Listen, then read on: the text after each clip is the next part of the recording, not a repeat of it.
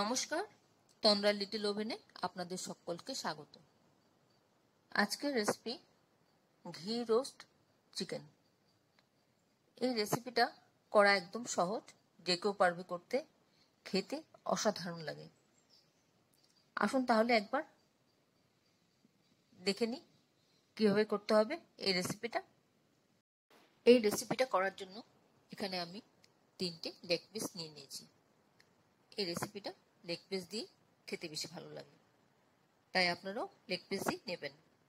আর তার গায়ে একটু চিরা লাগিয়ে নিচ্ছি, যাতে ভেতরে রসটা ঢোকে। ম্যারিনেশন করলে বা কুক করলেও খেতে ভালো লাগে, ভালো করে কুক হয়ে যায়। এইভাবে আমি 3টা লেগ পিসে দাগ দিয়ে দিচ্ছি। দেখুন, এইভাবে আপনারাও একটু দাগ দিয়ে দেবেন, তাহলে চিকেনটা ফ্রাইটা খুব ভালো হবে আর খেতেও বেশ ভালো লাগবে।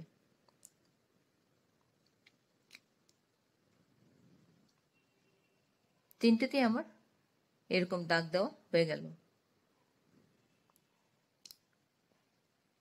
এবার এই চিকেনগুলোকে করব। এই চিকেনগুলোর মধ্যে আমি দিয়ে দেব নুন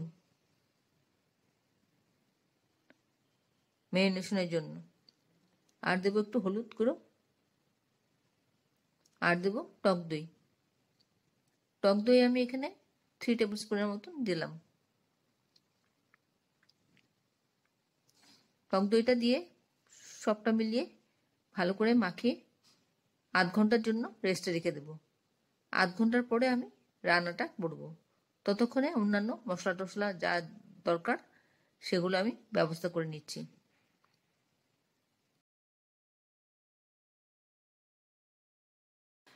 কড়াতে 1 টেবিল স্পুনের মতন ঘি দিয়ে দিলাম, দেশি ঘি দিয়ে ঘিটা একটু গরম হতে দিচ্ছি। ঘিটা একটু গরম হলে পরে এর মধ্যে আমি দিয়ে দেব ফাইন কুচি করা একটা পেঁয়াজ। মাঝারি সাইজের পেঁয়াজ দিয়েছি। পেঁয়াজটা একটু ভাজা ভাজা করে নেব। ঘিয়ের মধ্যে পেঁয়াজ ভাজলে খুব সুন্দর গন্ধ বেরোয়, খুব সুন্দর এরোমা বেরোচ্ছে। খানিকক্ষণ পেঁয়াজটা একটু ভেজে নেব, কাঁচা গন্ধটা চলে যাওয়া পর্যন্ত। কাঁচা গন্ধটা যখন চলে যাবে তখন আমি এর মধ্যে ম্যারিনেশন করা লেগ পিসগুলো এক এক করে দিয়ে দেব। এইভাবে আমি এক এক করে লেগ পিসগুলো দিয়ে দিচ্ছি, দিয়ে ভালো করে একটু ভাজা ভাজা করে নেব।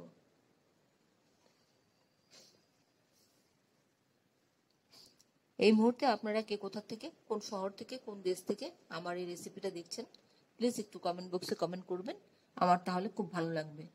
আর নতুন কোনো বন্ধু প্রথমবার আমার চ্যানেলটাকে দেখে থাকলে আপনাকে একটা বিগ হাগ জানাচ্ছি। চ্যানেলটাকে সাবস্ক্রাইব করে নেওয়ার জন্য অনুরোধ রইল। পাশে বেল আইকনটা অ্যাক্টিভেট করে নেবেন, যাতে পরবর্তী আমার সমস্ত রেসিপির নোটিফিকেশন সবার আগে আপনার কাছে এসে পৌঁছয়। আর আপনি যদি ফেসবুক থেকে দেখে থাকেন তাহলে ফলো অপশনটা ক্লিক করবেন আর একটা লাইক দেবেন, তাহলে আপনি আমার সাথে জুড়ে যাবেন। আপনি আমার সাথে জুড়ে গেলে আমার সমস্ত রেসিপির নোটিফিকেশন সবার আগে আপনার কাছে এসে পৌঁছবে। এইভাবে ধীরে ধীরে ঘুরিয়ে ঘুরিয়ে লেগ পিসগুলো ভাজবো। এবার এর মধ্যে দিয়ে দিচ্ছি একে একে রসুন বাটা 1 চা চামচ, আর দেব আদা বাটা দিলাম 1/2 টিস্পুন, আর দিলাম শুকনো লঙ্কার গুঁড়ো। লঙ্কাটা এটা বেসিক্যালি বেঙ্গালুরের খাবার, ওরা প্রচণ্ড ঝাল খায়, ওরা বেশি বেশি করে লঙ্কা দেয়। তা আপনি আপনার স্বাদ অনুযায়ী লঙ্কা দেবেন, লঙ্কা গুঁড়োটা দেবেন। আমি লঙ্কা গুঁড়ো দিলাম, তারপর দিলাম জিরে গুঁড়ো, ধনে গুঁড়ো, মৌরি গুঁড়ো, আর সব 1/2 টিস্পুন করে দিলাম, আর দিলাম গোলমরিচের গুঁড়ো। এইভাবে আমি সবকটা মশলা 1/2 টিস্পুন করে দিয়ে গেলাম। শুধু লঙ্কাটা আপনি আপনার স্বাদ অনুযায়ী দেবেন, একটু ঝাল ঝাল এই রোস্টটা খায়।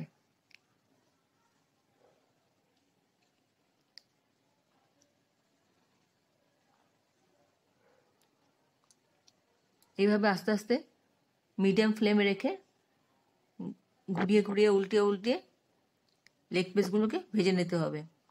এবার এর মধ্যে দিয়ে দিলাম লেবুর রস 1 টেবিল স্পুন, আর জল দিয়েছি 2 টেবিল স্পুন, সেটা দেখানো হয়নি, ক্যামেরা অন করতে ভুলে গেছি।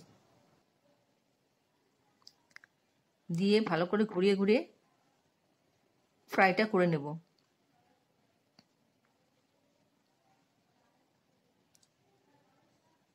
এই রেসিপিটা তৈরি করা খুবই সহজ, খেতে কিন্তু অসাধারণ লাগে, খুব ভালো লাগবে খেতে যখন রান্নাটা তৈরি হয়ে যাবে পুরোপুরি।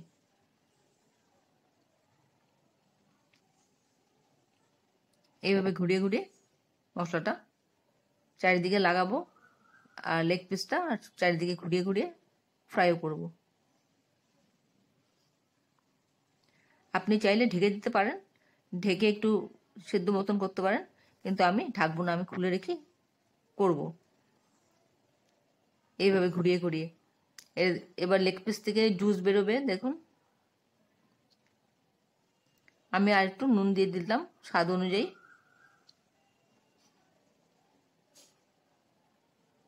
দেখুন জুস বেরোচ্ছে।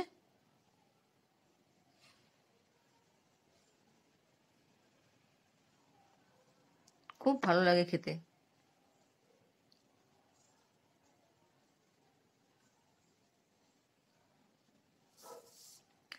আপনার যারা এখনো পর্যন্ত আমার চ্যানেলটাকে সাবস্ক্রাইব করেননি, ঝটপট সাবস্ক্রাইব করে নিন। আপনাদেরকে আমাদের মাঝে দেখতে পেলে আমাদের খুব ভালো লাগবে। এইভাবে ঢেকে ঢেকে ঢেকে ঢেকে ধৈর্য ধরে চিকেনটাকে পুরো সফট হওয়া পর্যন্ত আপনাকে ঘুরিয়ে ঘুরিয়ে রান্না করতে হবে। একদম সহজ রান্না, যে কেউ পারবে করতে। নান, রুটি, পরোটা দিয়ে খুব ভালো লাগে খেতে। এবার সামান্য একটু গুড় দিয়ে দিলাম টেস্টের জন্য, আর একটা কারি পাতা ছিঁড়ে লাস্টে দিয়ে দেব। একদম সহজ রান্না, যে কেউ পারবে করতে।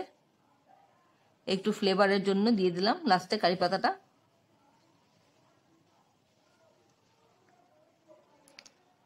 আশা করি আপনাদের ভালো লাগছে এই রেসিপিটা।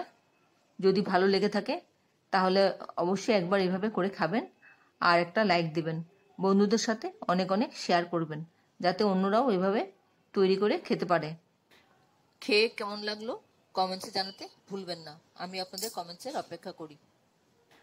আপনাদের যদি কোনো প্রশ্ন থাকে আমার এই রেসিপি সম্পর্কে কমেন্টসে জানিয়ে দেবেন, আমি আপনাদের প্রশ্নের উত্তর দিয়ে দেব।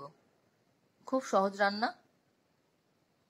রান্নাটা আমার মোটামুটি হয়েই এসেছে, আর বেশিক্ষণ না, আর খানিকক্ষণ একটু মিষ্টিটা চারিদিকে লাগিয়েটা নেব। মিষ্টিটা চারিদিকে মিশিয়ে নিলে আমার রান্নাটা হয়ে যাবে। তারপর আমি স্ট্যান্ডিং টাইম দিয়ে প্লেটিং করে নেব। খুব সামান্য একটু গুড় দেবেন, গুড়টাই দেবেন, কিন্তু চিনি দেবেন না। আমার মোটামুটি হয়ে এসছে রান্না। এতক্ষণ ধৈর্য ধরে আমার এই রেসিপিটা দেখার জন্য আপনাদেরকে অসংখ্য অসংখ্য ধন্যবাদ। আপনারা সকলে ভালো থাকবেন, সুস্থ থাকবেন, ঈশ্বরের কাছে এই কামনা করি। আর এই ধরনের নতুন নতুন রেসিপি দেখতে আমার চ্যানেলটাকে সাবস্ক্রাইব করে নেবেন, পাশে বেল আইকনটা অ্যাক্টিভেট করে নেবেন, যাতে পরবর্তী আমার সমস্ত রেসিপির নোটিফিকেশন সবার আগে আপনার কাছে এসে পৌঁছয়। এবার স্ট্যান্ডিং টাইম দিয়ে দিলাম 1 মিনিট, তারপর প্লেটিং করে নেব। দেখুন কত সুন্দর লাগছে দেখতে, দেখি একদম মুখে জল চলে আসে। আপনারও নিশ্চয়ই আসছে, তাহলে আর দেরি কেন, তৈরি করে নিন ঝটপট করে, আর খেয়ে আমাকে জানান কেমন লাগলো আপনাদের আমার এই রেসিপিটা।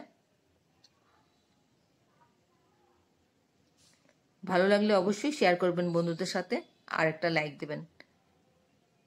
রেসিপিটা দেখলে তো বোঝা যায় খানিকটা যে কিরকম হবে খাবারটা, আর বাদবাকিটা তো রান্না করে খেতেই হবে। তাহলে ভিডিওটা আজকে এখানে শেষ করছি। আবার দেখা হবে আপনাদের সাথে পরবর্তী অন্য কোনো এক রেসিপিতে।